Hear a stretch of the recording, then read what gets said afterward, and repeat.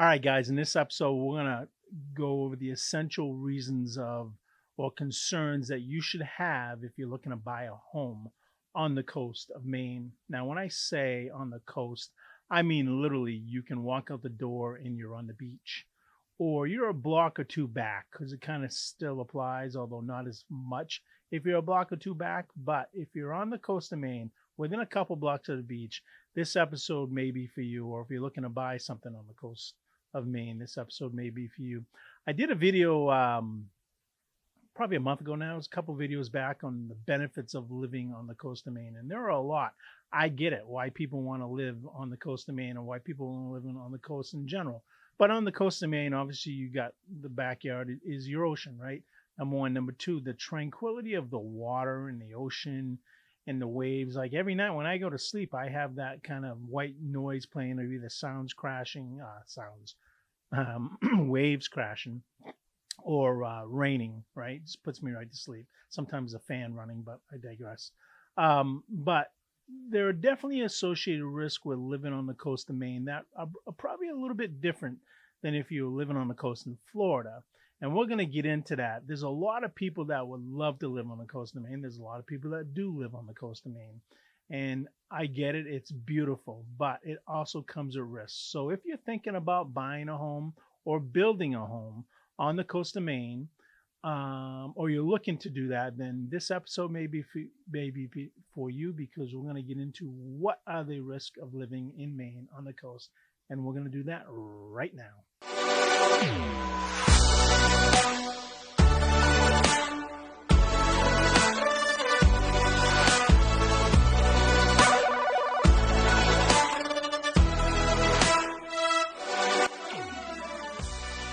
All right, guys, welcome back to the channel here at Live Life in Maine. My name is Scott Tebow. I'm a broker with eXp Realty. I'm an investor. I own some businesses. I own some property other than my own property. And more importantly than that, I'm married. My wife and I have 5 children, 4 girls and a boy. They're all grown up now. We got 2 grandchildren and another one on the way. And we love, or at least I love, living in Maine. Guys, I've been here my whole life, other than right out of high school. I left and joined the military and was gone for about 10 years and came back, and I've lived back here ever since. My wife, on the other hand, she says she's from Texas, but really she was born in Michigan, but she's a military brat. Her parents were stationed in Texas, down in San Antonio, where the majority of her formative years were. And so she grew up down there. And then when her parents decided to retire in Maine, she was up here with her 3 other sisters. So she says she's from Texas. She says she's a Texan. Truthfully, she's from Michigan, but I'm going to give her the benefit of the doubt that she's a Texan. But she's lived in Maine longer than she's lived in Texas now. So I met her years ago while she was up here in Maine. And we have all these kids and these grandchildren and all this stuff going on. But the reason why I tell you that is because, having lived here almost my whole life, been born and raised here, I've seen a lot of things change in Maine over the years. And in this episode, we're going to talk about the coastline, or living near the coast of Maine, and what's kind of changing about it and what's happening with it. And maybe, if you're looking to move here and you're looking at the coast, you got some money and you want to live on the coast, there's definitely some huge benefits to doing that, but there is definitely some risks with living on the coast as well. So, guys, when I became a realtor back in 2013, I kind of had gotten out of the development. I was done kind of with the IT stuff. I ran a couple of IT companies, and I was a consultant on my own consultancy company. I did it under the premise of really 2 things as a realtor. Number one, I saw not only myself living through some nightmares and having to deal with some of the transactions that I decided to do, not being educated enough, but friends and family that had some challenges with some of their real estate transactions as well, in buying land or building or buying existing homes or selling. So my whole goal was to create a channel, or be a realtor that really educated and helped buyers, sellers, investors, or developers what it takes to buy real estate, sell real estate. Like I said, invest in real estate um, in Maine. And this whole channel was created for that purpose. It's a way to just outreach to anybody who's looking to come to Maine. And my whole goal has always been education first. I believe if you help enough people get what they want, you'll get what you want. Make no bones about it, guys. I am in business to make money, and I'll never hide that fact. But I also believe that people don't know how much you care until they know. People don't care how much you know until they know how much you care. And when I take on a client personally, we're going to dive into a little deeper than what I'm going to go to in this video on all kinds of things when they become my client. But in this video specifically, we're going to talk about what you need to know about living on the coast of Maine and some of the things that you need to consider when you do that. So, guys, if this information, if you're going to stick around and you're going to find it informative, you will. I would encourage you to subscribe to this channel, tap that bell to be the first to be notified when I drop new content if you're already not a subscriber. So let's get into it. The benefits of living on the Maine coast, there's a lot of them, right? The tranquility, the ocean, the scenery, waking up in the morning to a sunrise, seeing the wildlife, going out on the beach, going for a walk, nobody else around, maybe going for a kayak swim or a kayak paddle or a swim. Living on a beach in Maine, specifically if it's beachy and not kind of rocky, and it has benefits if it's kind of rocky too, but there's kind of nothing like it. You know, when I was a kid, I loved going to the beach. My parents took us to the beach a lot, and I just loved the ocean water. I just loved being near the beach or on the beach. And I can remember years later, I was out of the military by now, and I helped my friend move to Arizona, and I was out there for like 10 or 12 days. We took a U-Haul truck. It was a crazy drive, 54 hours nonstop. We helped them move across country. And after about the 6th or 7th day out there, I was like, man, I can't live in Arizona. Matter of fact, I can't live in any state that doesn't have a beach or a coast, right? So let's say the west, you know, in the eastern side or the western side of this country. It's just something about it. I mean, maybe it's claustrophobia. I don't know, but the ability to get in my car and drive right now, it takes me about 10 minutes to get to the beach, but just the ability to get in my car or truck and drive to the beach and be on the beach, smelling that ocean air, smelling that salt, listening to those waves. It's so like just zen. It's so like just tranquil, right? And it kind of resets you. And I do think there's something to be said about water in human beings and how it can just like wash over you. I don't know if you've ever taken a shower and you just kind of feel relieved. And, you know, I've heard this a lot. Some of people's best thoughts, best visions, best goals come when they're in the shower or in the water, as an example. So a lot of reasons to live on the beach. But here are the top 5 things you need to consider when you're living near the ocean or on the ocean here in Maine. And, you know, these are kind of common, but they're a little different in some ways. Number one, you definitely got to look at the erosion of where you're going to live. So Maine is not unlike a lot of other states, right? There is erosion happening. The climate is definitely getting warmer, and we're starting to see more erosion happening along these beachfront homes. We just had down where I live in Biddeford, down in this area, kind of the Saco Bay, which really runs from the Prouts Neck, which is in Scarborough, down through Orchard Beach up to Biddeford Pool on the south side. You had a lot of beach erosion in April. We had some pretty good storms that came in, and we had beach erosion. We had some houses that were having some challenges. I got friends that are in the trades, contractors, GCs, builders, and they're rushing to help their clients shore up their homes, some of them. You had some pretty bad erosion that happened to some of these homes. And a counterpart of mine, and same company but different, he's not affiliated with me, and I don't mind dropping his name. His name is Patterson. If you look up a video that he did during this storm of April, it's pretty epic. He did a great job with the video. He was out there when it was happening. But erosion is a real thing. And, when I take on a client and they're looking to buy a house or build a house along the coast, the first thing that I'm going to ask them is, do they know what that looked like 20 years ago, whether the house was existing or it's just land? So one of the first recommendations I have, guys, is if you're going to buy or buy land, if you're going to buy existing home or you're going to buy land and build something, can you see what that property, whether it's a home, the land, or both, looked like 20 years ago?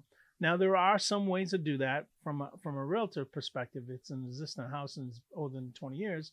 I can go back and look at the MLS records and pictures of what that property looked like 20 years ago. And is there anything missing, or is there things that have been added?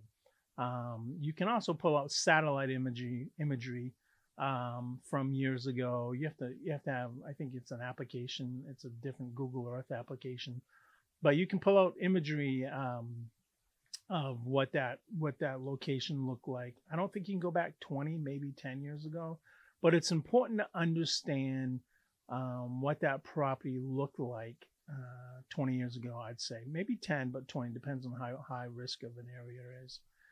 The second thing I do, especially on an existing property, and you can do this too, but a lot of people don't. A lot of people put it upon people like me who they hire to help them navigate the processes. I generally go down to the code enforcement office and I pull the file on that property, and that property is going to tell me, if it's done right, most of them are, anything that's gone on with the property in terms of permits, right? So if you have some issues with the property and you got to refix something or replace something or add something or do something, you generally need to pull a permit. So you can see in these permits when they were pulled, what they were for. It actually gives you a lot of information about the property and what's going on with the property over the years. Again, if the property is, let's say, 10 or 20 years old. If it's just land, then it's really more about the satellite imagery and, understanding the geological stuff that's gone on with that land in the last 20 years, 10 years, maybe 15 years, to just understand what you're buying. And erosion is obviously one of the understanding risks and the environmental factors of living on the coast of Maine. Another environmental factor of living on the coast of Maine, other than just erosion, is the air, right? How many times have you gone getting close to the beach and you can smell the ocean? Or people say, I can smell the ocean, or I can smell the sea salt in the ocean. Well, you really can. That's real. But what you're smelling is also corrosive because, as we know, salt corrodes all kinds of stuff. So if you have houses on the property, houses on the beach, close to the beach or within a block or two, your home is absorbing that moist kind of ocean sea salty air. And over time, without the proper recommendations and the proper infrastructure and the proper remedies, you're going to have some issues with your house, specifically windows, siding, stuff like that. So just understanding the environmental factors when you're going to either buy land or a home that's existing on the coast of Maine is one of the first things I strongly recommend you look into. And I wouldn't say I do it all the time, guys, because I've had a few clients that have bought multi-million-dollar homes on the coast, but it's not an everyday occurrence. And, you do have to have pretty deep pockets to live on the coast of Maine, whether you're going to build or buy an existing home, especially if you're right on the coast where you walk out and your land is your beach or the ocean. The second thing you really got to understand is the zoning laws of waterfront property. So it goes without saying, right? Zoning laws change all the time. You really got to understand before you buy anything, what is the zoning requirements of the property that you're buying, whether it's existing or whether it's going to be a new lot you're buying to build on. And let me give you an example of what I ran into. This is a few years ago now. I had a client that we found him a piece of land on the coast that he wanted to buy. And he looked around and he saw the other homes on them. He looked at his neighbors as an example. He said, oh, this is perfect, right? I like how my neighbor's house is situated, right? I could probably put my house similarly in the same location on the lot next door that they had, and everything would be kosher and, it looked pretty cool. Setbacks were good. And then we, before he made a decision to create a purchase, actually during the time of purchase and sale agreement, I started investigating. the zoning requirements. And what I found was shocking to him and me, not really shocking to me, but shocking to him. And that was the setbacks had changed, specifically the rear setback. So how far your boundary has to be from where your house is. And he went down to, I won't mention the town that we're talking about, but he went to the town and he discovered, and I showed him that in some of the prior city hall meetings, that the town had changed the ordinance because of, as the coast was flooding more, as environmental changes had happened, the new high water mark had changed. So I believe the neighbor's yard was like 10 feet from his back boundary, or maybe it was 10 yards. I can't remember. It was a few years ago. And the new requirement was you had to be, I believe it was 100 feet. 100, maybe it was 50 or 100 feet. Anyways, it was substantially more than the house next door. And what happened was, when we accounted for that setback, it really took away a bunch of land on what he could build from, because there wasn't a lot of frontage. There was more towards the back of the lot. The road was kind of closer, and he really realized he would have had to build a much smaller home. The neighbor next door kind of was grandfathered in, so he got away with it. And a lot of other people got away with it because the houses were older and they had grandfathered in. So needless to say, he didn't buy the lot. But you got to understand zoning. You got to understand what you can build there. Sometimes there's height requirements. Definitely the setbacks in terms of where a house can go. Definitely, if it doesn't have public water, what type of private septic system you can put in, right? That's a big, in shoreland zones, that's a big gotcha, and it's a big requirement, and it can get costly on what type of private septics you can put in if you don't have public sewer. So understanding that is imperative before you buy. And I'm just talking about raw land. If you're going to buy an existing house that already has that, then the septic has to be inspected. There's kind of different requirements if it's in the shoreland than if it's not. Also, there's different things you can do to adding onto the house, and additional additions you have to go through.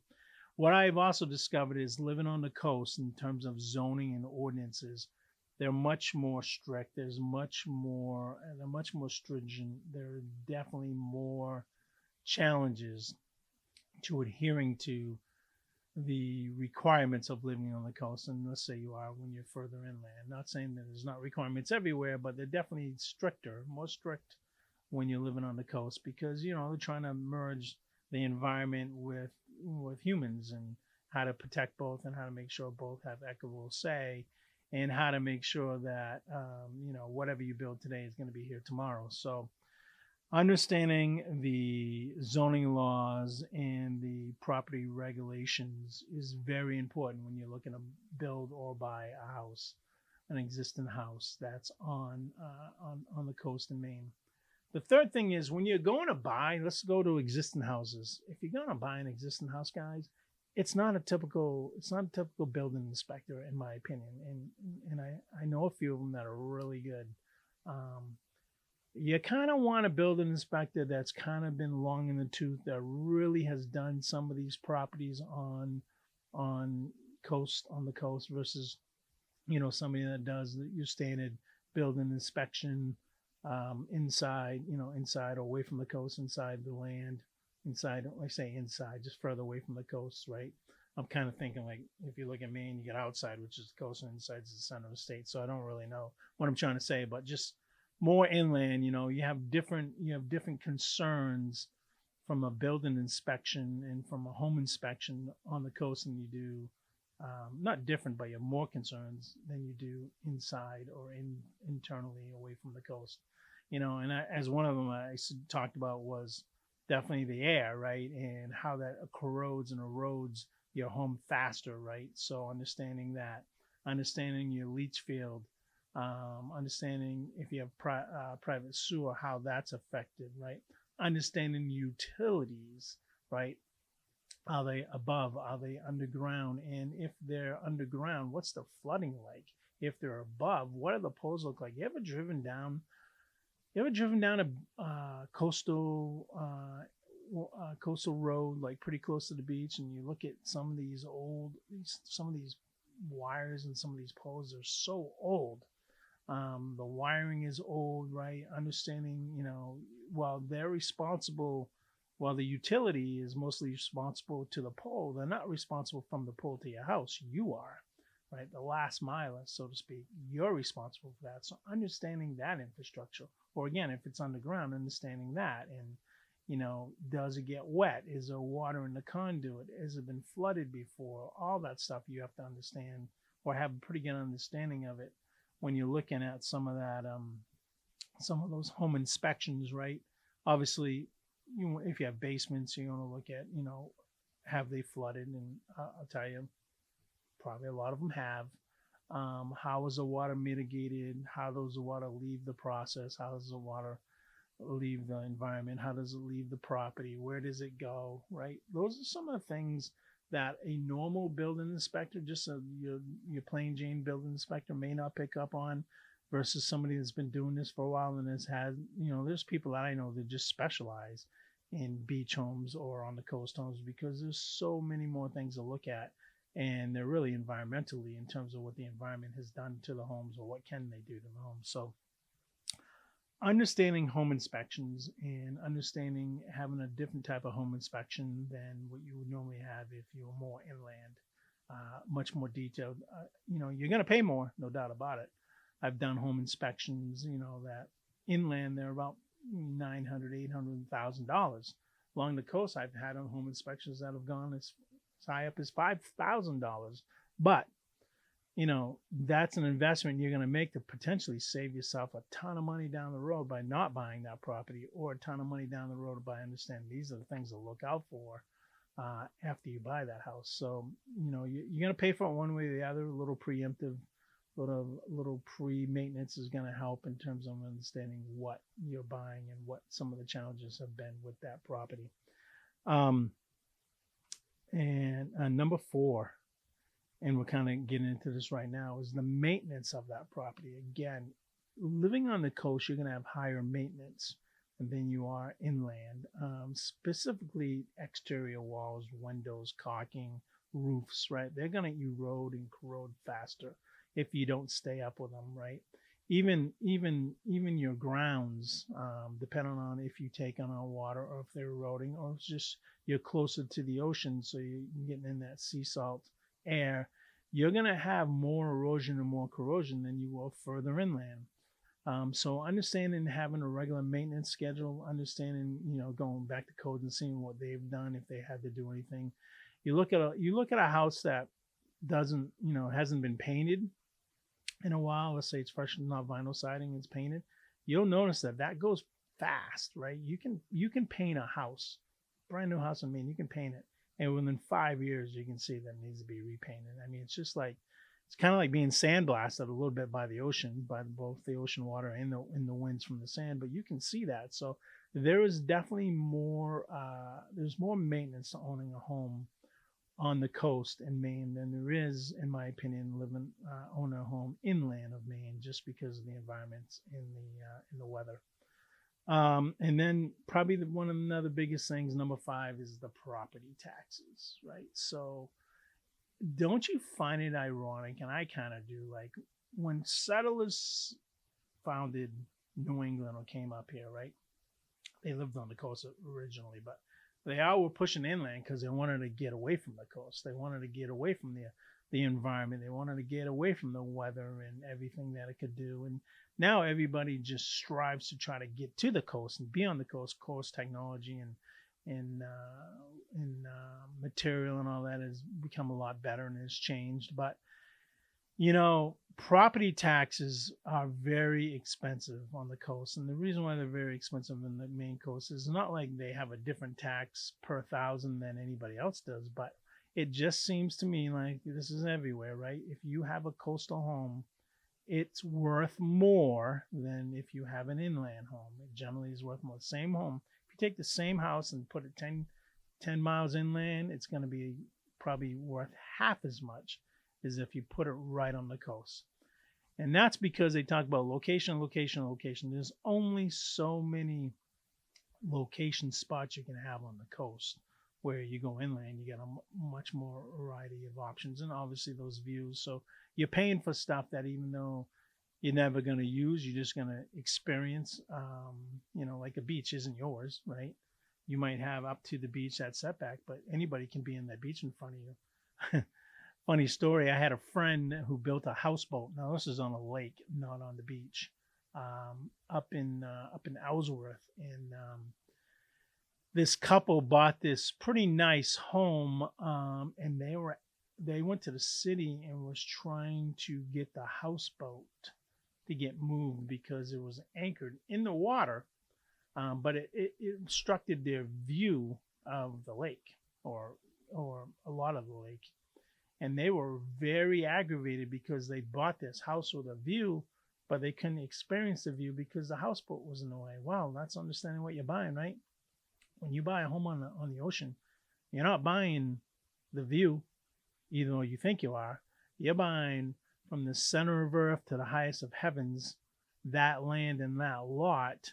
And if something was to come in front of you, like an oil tanker, as an example, let's say it went crazy and they put in these oil rigs and stuff, you have no recourse because you don't own that. Now, obviously, there's environmental stuff, and I'm just really being exaggerated here, but you just gotta say you don't own that. Now, obviously, if you're looking out and looking at the ocean, pretty hard to have an obstructive view. You might have boats or sailboats or something going in front of you. But in this example up in Ellsworth, the couple was pretty mad because this house was on a mooring on the lake, and they kept on having to look at this house, this homemade kind of floating houseboat, which was kind of funky looking. I mean, but the people that had the houseboat, they won. It wasn't a lawsuit, but they won the battle and said, no, it's you don't own the view of the lake. You can see the view of the lake, but you don't own it. So, but property taxes are generally 2 to 3 times more in Maine than they are inland in Maine. Like if I was to take this house and put it on the coast of Maine, right now I pay about $6,000 a year in property taxes, which is high. If I was to take this house and put it on the coast of Maine, I'd probably be paying $20,000 a year in property taxes, maybe a little less, maybe a little more, but it would definitely be 2.5, 3 times more than I'm paying now, all because I'm living on the coast, and that's just supply and demand, guys. Property taxes are obviously pretty expensive when you live on the coast. Most people know that, and you can get all this information from the public records, or what the property taxes are before you buy a house. But just understanding some of the risk of living on the coast in any state, but specifically Maine, right? Flood insurance is another big one, right? I've seen flood insurance from about $600 more a year to, no kidding, guys, $25,000 more a year.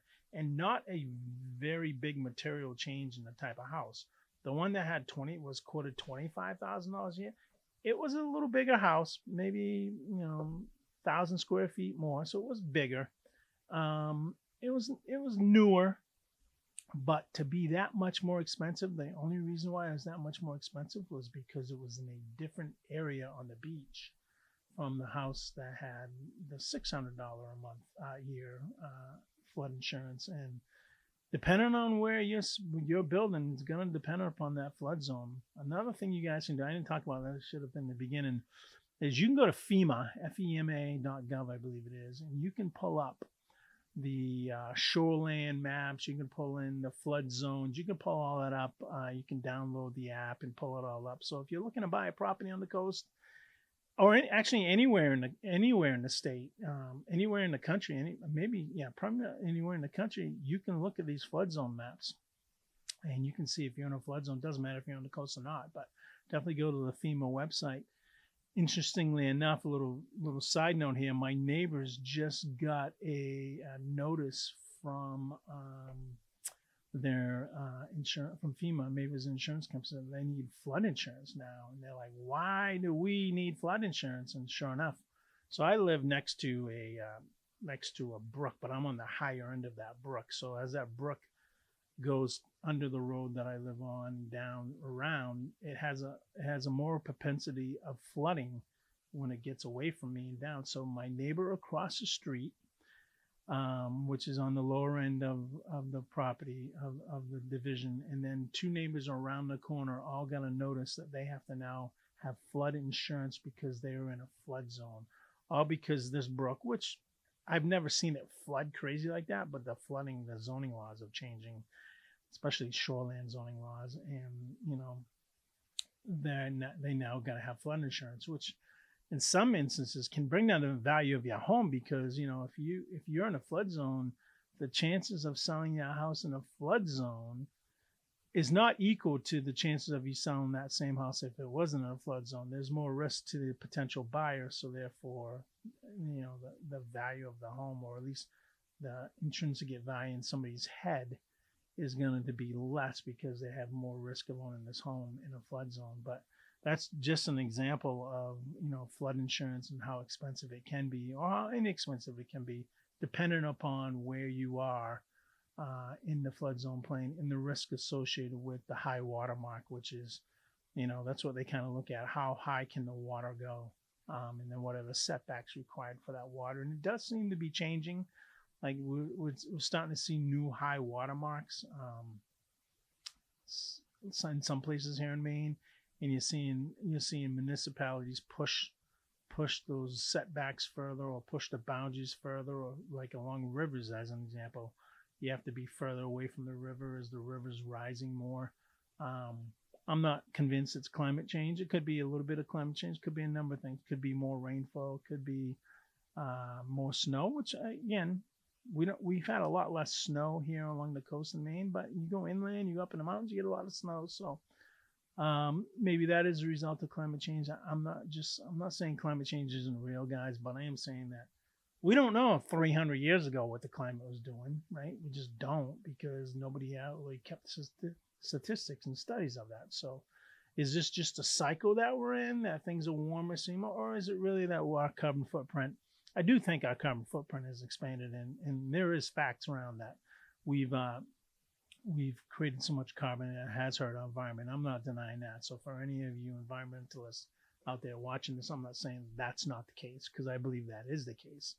But you can't say without hesitation 100% that because of these warmer temperatures, or because you see more erosion, or you see the earth getting warmer or stuff right now, that it's all because of man-made. It could be a cycle that we're in. It could be a number of different things. It's easy to say it's man-made, and I'm sure there's some facts to present that some of it is man-made, and I believe some of it is. But we don't know, because we just don't have enough data understanding going back 500 years or 300 years what the environment was like then. Maybe I'm wrong. I'm not an environmentalist. And if I am, I'm sure somebody's going to leave in the comments saying you're wrong and here's why.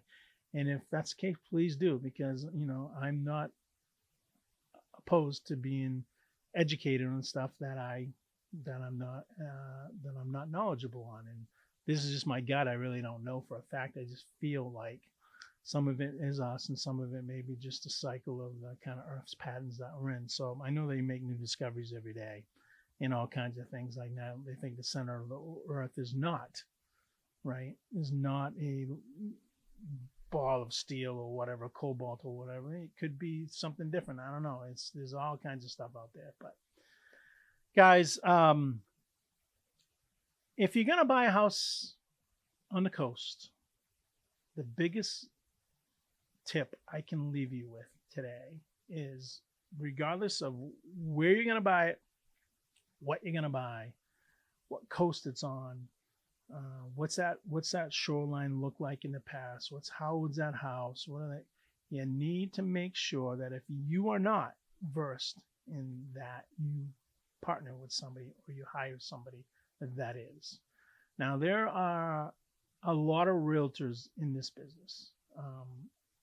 I'm starting to find a lot less realtors in this business because of the National Association of Realtor changes, and I think you're gonna start seeing weeding out of people that get into this industry. But you really want to partner with a realtor or somebody that really understands kind of some of these kind of high level things that they can dig into, and you're only going to get that from experience. I'm not saying it has to be a realtor, but If you're going to hire a realtor to help you find some land, make sure you hire a realtor, whether it's me or somebody else that understands some of the stuff, that understands what to look for, that can educate you and guide you through the process, and that can do some of the heavy lifting for you up front before you sign on that dotted line saying you own the property. Because the last thing you want is surprises once you own that property.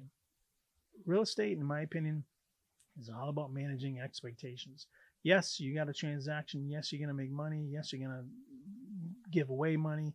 Yes, you're going to finance money, whatever you want. Yes, you're going to have investments. Yes, you're going to have all that stuff, and that's the bulk of real estate. But managing expectations at the end of the day is really the key to owning real estate successfully, and not just owning it, but from our perspective, helping people sell and buy it. So my only tip for you, my biggest tip for you, is if you're going to go down that road, make sure you are partnering with somebody that really understands some of the nuances to living on the coast and what some of those things may entail. So you are educated when the time comes or you go to closing and you're just going to sign on the dotted line, because the view is going to be there, but other things may not, right? Think about some of these people in Malibu now that are starting to lose their homes because the whole side of the cliffs are eroding and these houses are falling down, right? Just think about that. Never mind earthquakes and all the people. Think about all the people like in the Tampa area, right? Was it north of Tampa that had that hurricane come through? And these insurance companies went belly up because they couldn't afford all the claims because of all the flooding. Think about some of that, guys. I mean, I'm not trying to make a doomsday scenario, but these are some things you got to consider when you're living on the coast. And maybe it'll never happen. Maybe it's a chance of happening. Maybe there are other issues that you need to consider that spot's going to cause you. But it's definitely different than just buying a home inland and understanding how that home operates. So, all right, guys, I hope this information was helpful. I think in my next episode, I'm going to talk about buying land in Maine. Buying raw land in Maine and what you need to do to develop it, to live on it.